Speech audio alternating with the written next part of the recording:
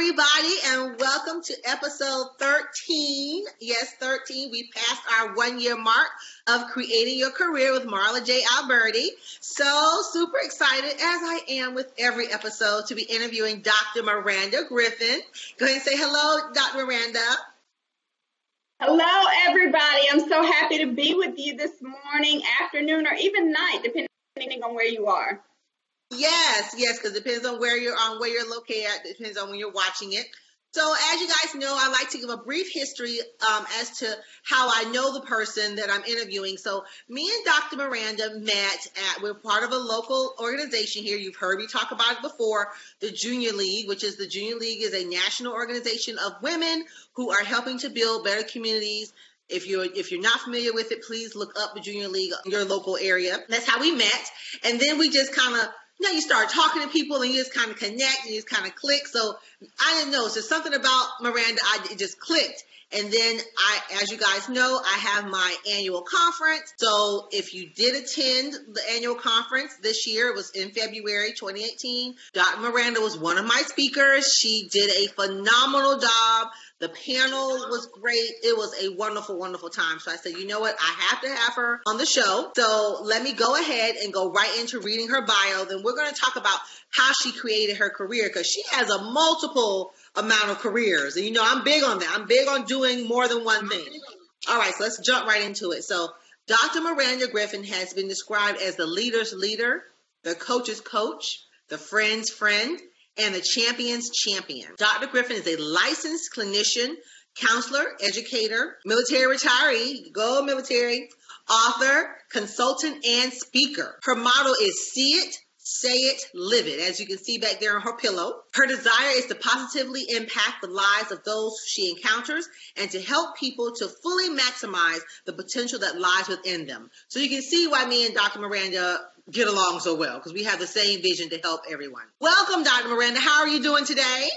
I am doing fabulous. I'm so glad to be with you on today, and I'm excited about this opportunity to speak to your listeners. Yes, I'm excited for them to hear how you have created your careers. So let's start. Where did you give us a little bit of a background up until now? So we'll get into the career aspect in a little bit, but give us a little bit of history up until now. How did you start to evolve? Give us some history. Well, I first started off my career while I was actually in high school. I was a member of Future Business Leaders of America, and at the time I really discounted, the true value and meaning of that. But when I look back over my life, that was really the catalyst kind of launching me into being a career-minded person. So in high school, I actually affiliated with the military prior to graduation, and I did that out of necessity so that I could finance my education. And so I went to basic training immediately after graduating, and that began my military career, which I was a part of the National Guard, so it was more of a part-time career. And as soon as I came back, I was able to enroll in college, pursue my bachelor's degree in elementary education, and continued on 1 year after that degree completion with receiving a master's degree. And 9 years after that degree completion, I received my doctoral degree. Throughout the progression of the academic experience, I was obviously also working throughout all of those times. My parents were entrepreneurs out of necessity because they were born in the 1920s. So they went through the civil rights era, and that piece of their generation taught them that entrepreneurship was really the way to go. My father had to come out of his education to help support his family, so he wasn't able to finish high school in the traditional means, but my mother was able to, and she was also able to go to a trade school. So she had her own salon, he had his own taxi service, and I think that because of their career-mindedness, that really helped to reinforce within me a very strong work ethic and the ability to kind of create my own. So out of the first degree, I worked at Southern Poverty Law Center, and I gained a lot of experience there, and I was able to work towards that master's degree and then started to work in the profession of counseling. And I worked in various counseling capacities before I started to pursue that PhD, which led me into higher education, and that is where I am now. Wow. So you guys know I can talk. That's why I have a talk show. That was a lot right there. And we haven't even gotten into the nitty gritty. So some key things I heard was you got that niche was already in you. That entrepreneurship was already in you. You watched your parents grow into it, develop themselves into it, and then you already grabbed it from when you were in high school. So guys, a lot of times, if you guys listen to what's not being said, a lot of times we already have these things in us. And what Dr. Maranda did is she just took what was already in her, enhanced it, and moved into her career. So let's talk about that. What is your career? What exactly is Dr. Maranda Griffin doing right now? Because I heard entrepreneurship, I heard academia, I heard counseling, I heard consulting. So, gosh, what are you doing right now? So my kind of traditional job each day is in higher education. I have professor status with Walden University, but I am a program director, and I am the director of clinical skills training. And so what that actually means is I'm the person that is responsible for the clinical preparation of master's level students that are pursuing degrees in counseling. The specific degrees are clinical mental health degrees, school counseling, marriage, couple, and family counseling, as well as addiction counseling, as well as the doctoral counselor education and supervision degree. So that's kind of my traditional job. Over the past few years, I kind of carved out my own LLC, and that's called MG, just my initials, Consultation. And under the umbrella of MG Consultation, I do several different things. So one is the speaking, which I've had the great opportunity to do directly with you in your endeavors. Another aspect of that is being an author.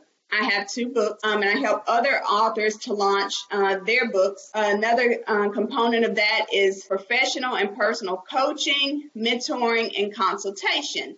And so on the personal side, I help people to identify what their goals are and to identify what their niche is. You know, a lot of people are trying to figure out what their purpose is in life. And so I help them to do exactly what you said, which is to cultivate what's already within them. A lot of people think that their purpose is external to something that's already within them, but really it's about excavating the internal aspects within ourselves to identify what can we capitalize and maximize on that's already there. So I help people to do that personally. And then on the professional side of the coaching and consultation, I do grant writing and grant development. Just on yesterday, I helped a judicial system in the state of Alabama in the Black Belt to receive a $1.5 million award from the Department of Labor. That's going to be helping with re-entry, people coming out of an incarcerated environment where they're going to receive free educational training to prepare them for the workforce, and then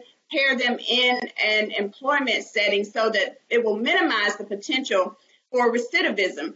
And so that's kind of what I do in terms of the professional development. I work with agencies to help develop policies. Most of the time, those agencies have some type of connection to the behavioral health field. Wow. Okay, Dr. Miranda, we can just stop right there, guys. As you can hear, this is I love it. First off, congratulations on helping the state of Alabama with their $1.5 million grant. I am huge on recidivism. I think that it should be lowered. I think that it should be maintained. And I believe that getting men and women out of the system into the community, getting them back working again, can only help build the community, not tear it down. I am a very big advocate of that. Thank you for that. But guys, did you guys hear all of those multiple careers right there? Academia. She's an author. She's a coach. She's a consultant. I had to write down some of this stuff. She's a speaker. She does it all in the confines of moving herself forward in the things that she wants to do. So let's talk about a few of these, because there are different paths that you had to take to get on that. So let's break down each one a little bit. So what was the path? So if there's someone that wants to get into the counseling field, like you started off as a professor. So if there's someone that wants to get into the counseling field, what path should they take? And then talk about the path you took to get to your coaching certification, and then counseling and consulting. What path did you take to get to all of those? Okay, so I'll start with counseling, and if I forget the second and third parts of the question, just remind me. So If you are interested in becoming a professional counselor and a licensed counselor, the path to that is first going to be with higher education. You will have to have a bachelor's degree in most states. and you will have to have a master's degree in most states. After you attain the master's degree in this particular discipline, to be licensed, you have to go be accountable to the state regulatory agency that licensed the profession. So I'm licensed in the state of Alabama, and I'm licensed in the state of Florida. Across the states, most do not have what's known as reciprocity. So if you move because of the military or because of your own personal needs, that's one thing that you have to be aware of. You can do a bachelor's degree in social work, counseling, and psychology, but what I have found is that most states will not allow you to practice specifically in the discipline until you get that master's degree. So that's going to be very important. If you are pursuing that master's degree, you also want to make sure you're at a university that is CACREP accredited, because that is the accreditation body for this particular discipline. And the reason that's important is because when you go to seek the specific licensure or credential to be licensed within your state, most states will not recognize institutions of higher education that are not CACREP accredited. So that's very important to know. The reason why licensure is important because it allows you greater flexibility in terms of your income stream. So when I first got my master's degree in 1999, I came out with a degree and did not work towards the licensure. I didn't become licensed until I think it was 2011 when I was working on the PhD, because at that point I saw the necessity. I was able to get counseling jobs and work within agencies. By that time, I was working in a state agency doing program director work. But the field and the profession itself was continuing to advance and to require more of the people that were delivering services. So I said that I didn't want there to be a mandate against me that I did not have the credential or the requirement for. So I wanted to max out. So I maxed out in the education. I maxed out by getting the licensure. Getting that license also allows me to be in private practice. So I can be my own CEO. And so if that's something that you want for yourself, then that's kind of the path that you would take to pursue counseling. I think the second part of the question either had to do with the consultation or the coaching piece. Correct. Okay. So with the consultation and the coaching, one of the things that I began to do was to pay attention to who I was as a person. Many of you probably have taken the Myers-Briggs type indicator or some type of personality test, the Big Five. There's several out there, but you need to pay attention to what your personality is and what are the strengths of that personality type and how those things can be leveraged in a professional realm. So I paid attention to those things about myself, and then I paid attention to what people were coming to me for naturally. So what my friends were seeking out from me, what my family, what role I typically would play in relationship to my coworkers, and I identified a theme. And that was that I typically was there to help, which obviously comes out of being a counselor, helping profession. But in that help, I help people get organized. I help encourage people to identify goals and to reach their goals. And then I became an actual example to them because as I was pursuing things, that encouraged them and motivated them that they could do exactly the same thing. And so that's what led me to the potential to do coaching and consultation. And also with working in a state agency, I saw how we would bring in consultants and pay them very good money to provide services, education, and expand our awareness and insight. And I was thinking, the information that they're giving us, I already hold a lot of this information, and why can't I do this for someone else? And so that's really what pulled me into that particular direction. And I know to legitimize that desire, I had to become licensed. So that's when I pursued the business aspect of having the LLC.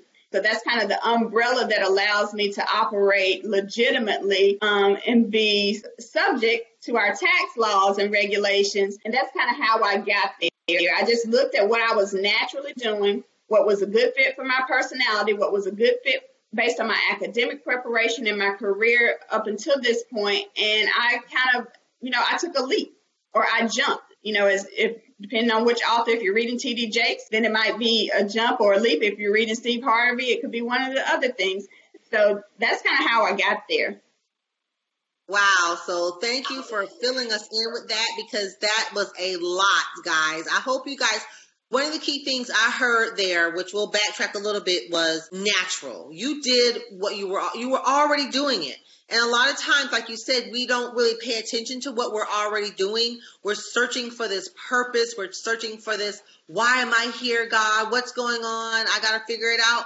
What do you do naturally? What do you do every day that your friends come to? I was the same thing. I was automatically doing resumes and just was like, I've always been in love with the career stuff. I've always been in love with people. What do they do for their career? What do they do for their life and their life work? And it just flowed naturally. And let me backtrack just a little bit here. When you said you did the counseling, I take my notes here. When you started off with the counseling, I noticed how you said, yes, you got your bachelor's degree, but a lot of times when majority of states want you to have that master's degree to move forward, guys. So yes, every position in life does not need a degree. Just because we're both academics and we're in academia and studying academia doesn't mean that you can't do what you need to do. But for certain areas, like Dr. Miranda was stating, you have to have that degree to move forward, especially in the counseling realm. But then she flipped it over to the consultation, the coaching side, and she said, okay, I'm watching what's already being done.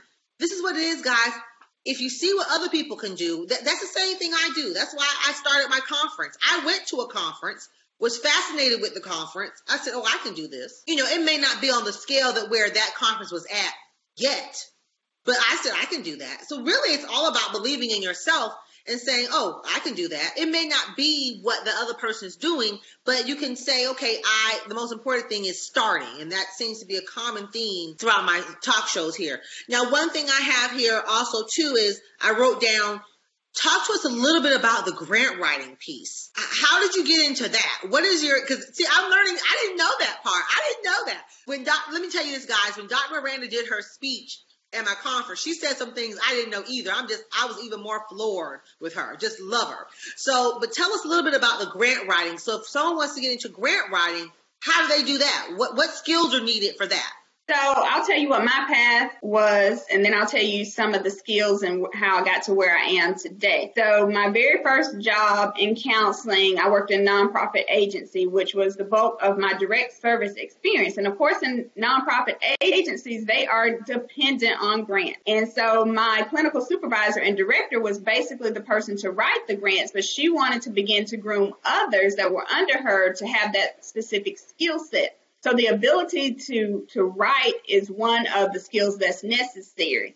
When I was under kind of her tutelage, one of the things that I did was I attempted to write a grant just based on observation of what she did. Did not get the grant, but I didn't become discouraged. I said, okay, that did not work. So then I took a free grant writing class that was available in my local community. Have a notebook, have it tabbed out. It's in a box in my garage right now. Did that and sat with that information for a while, because then there wasn't an opportunity for me to write a grant, but I did have some training towards how that might look. But once I got into state government, one of the things is in state government, most of the agencies are funded by federal agencies. And so our federal agency would have several grant opportunities, and as an office, we would be encouraged to write grants. And so I took a stab at it. But this time, I didn't take the singular approach of doing it all by myself. What I did was I leveraged the skills and abilities of the people that were connected to me on my team, and we divided the grant up, because grants can be large. You can end up submitting over 100 or more pages onto a grant, especially if there's no restriction on page count from the funder source. So I would break up the content. I would equally divide up the sections and leverage the expertise of each person that was writing, and that's how we would begin to compete for the grants. Every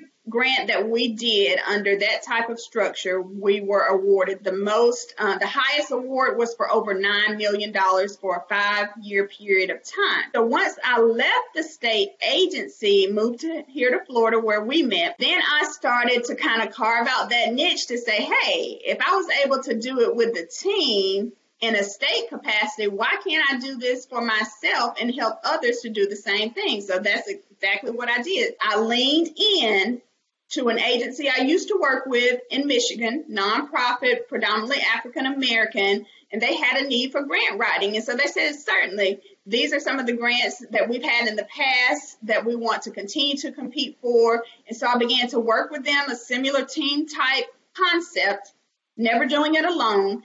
and was able to continue to secure funds for them. This most recent opportunity, the communities, there's 3 counties that it's going to benefit in the Black Belt of the state of Alabama. My husband's from the Black Belt area.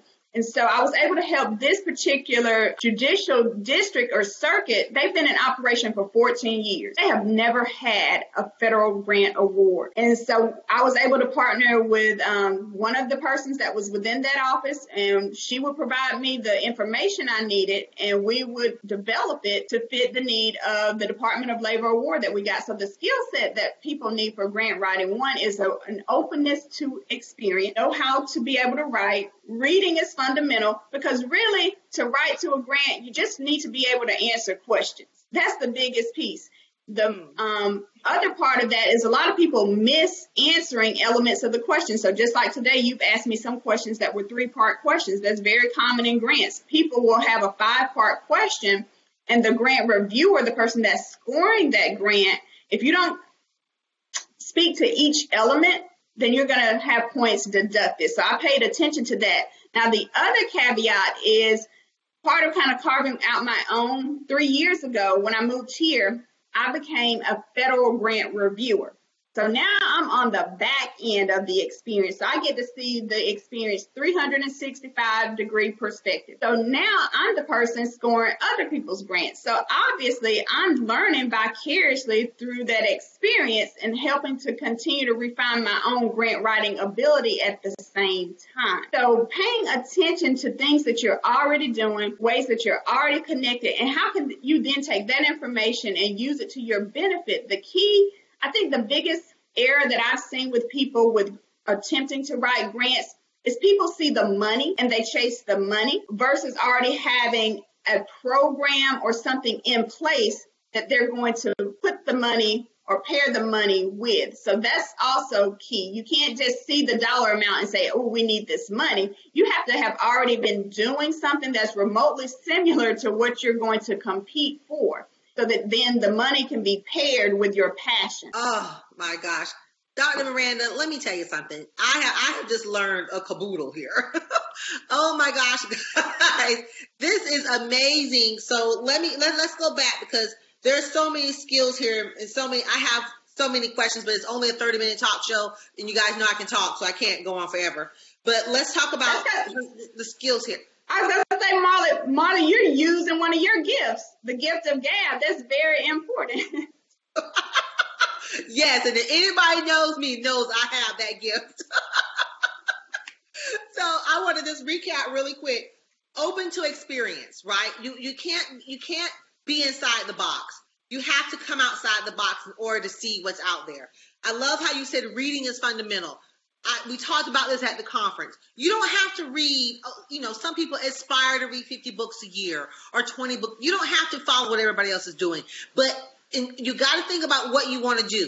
And if it's something you want to do, reading is going to help you in anything you want to do. I don't care if you want to be a mechanic. It does not matter. You want to be a janitor. You got to read and figure out how to get there. So reading is fundamental, because like you said, the grants, they're looking for specific things. If you skip over something, how do they really know you're being authentic? Something else we talked about at the conference. How do they know you're being authentic and what you really want? Because you're just looking at the dollar amount. You can't answer the questions properly. I love that. And then let me backtrack a little bit here.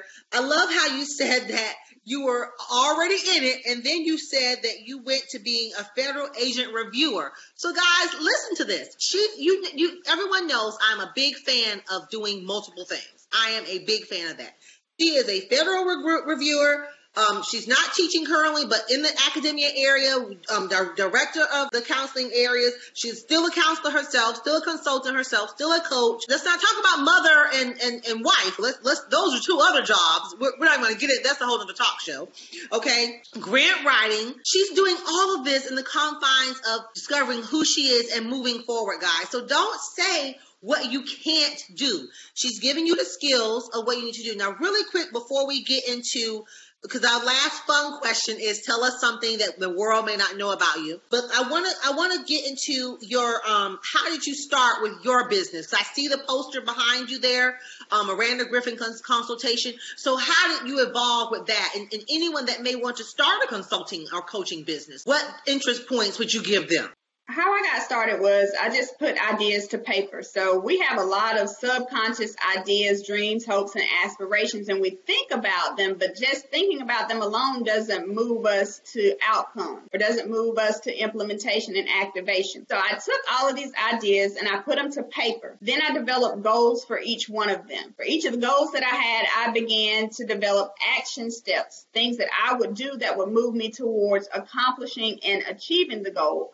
I put a time context to it. And if anybody who's listening right now has ever heard the acronym SMART, all I'm doing is telling you that I made it SMART. And so then I worked my plan. I worked what I put to paper so that this could come into existence. And I'm continuing each day to do something that taps into this, that keeps me relevant, that draws people to me, and helping to benefit others. So that's, how I started. I had to do some reading. So I had to learn whether I need to get the LLC or to explore a different path for the business. Getting the LLC, I also had to learn that there was specific tax regulations that I was going to be subject to. And so I had to get my federal tax identification number that was specific to the business. So that was necessary. I asked questions. There are other people that I knew who had LLCs. So I asked them, what was their advice? How did they do it? What would they recommend? I listened. Listening is important. So I would look at how people were being successful, but also in the areas where they may have failed or there was still existing opportunity. And I paid attention to that because I didn't want to repeat that kind of failure when the lesson had already been given to someone else that was connected to me. So that was important. And I just believed in myself. If you do not believe in yourself, then that's the very first thing that you have to do. And that's where the counselor in me comes out. I'm also on betterhelp.com. So in addition to being able to kind of work under my own private practice, I'm working with another entity that completely does telehealth and telemedicine online. So one of the things that's fundamental to doing anything is first believing that you can. If you do not believe that you can, then that's where you have to start. You need to address that. And typically that misbelief or unbelief is faulty information that's tied to some life experience that you've had, possibly in childhood, adolescence, or as a young adult. And once you deal with that, then the sky really is the limit. One of the things that I said when I said openness to experience is that you heard me say the first time I tried to write a grant, I wasn't successful. And that grant was probably only for $2,500. But I told you that now I've written for $9 million. So had I got lost or had a pity party in that lack of success at the very beginning, I wouldn't have been able to see the potential that I have today many, many years later in doing something like that. And so that's important too. Oh my gosh, Dr. Miranda, this has been so informative. So before we get into our little fun question, let me just hit on some key things you said. I love how you said you took everything to paper. I started this new thing, which I'm in the process of working on. I started a new thing called your 5-year plan. And basically, I got me a piece of stock paper. I wrote down 12 to 15 things that I want to accomplish in the next 5 years. But then I didn't just write them down. Like you said, you worked your plan. I started working. I got a little notebook and I started writing. I have a separate page for each plan, for each item. And I got a plan as to how I'm going to accomplish each one. So guys, you got to get it out your head. We like you said, subconsciously just stirring around, just like a little hurricane, just woo. But you got to get it on paper and you got to work your plan. But you said the most important thing of all. She said it, guys. You have to believe in yourself. Notice that she did not say you need other people to believe in you. You do. You do need other people to believe in you. However, if you don't believe in yourself, no one else is going to believe in you. So if you have the confidence within yourself, within your own being internally, that will exude externally. Then other people will see that and say, well, gosh, well, she really believes in her. And I have to use this as a quick example. A lot of people say that Beyonce or Jay-Z's and the J-Lo's, these people out here are overconfident. No, they believe in themselves. And what do? We follow right behind them.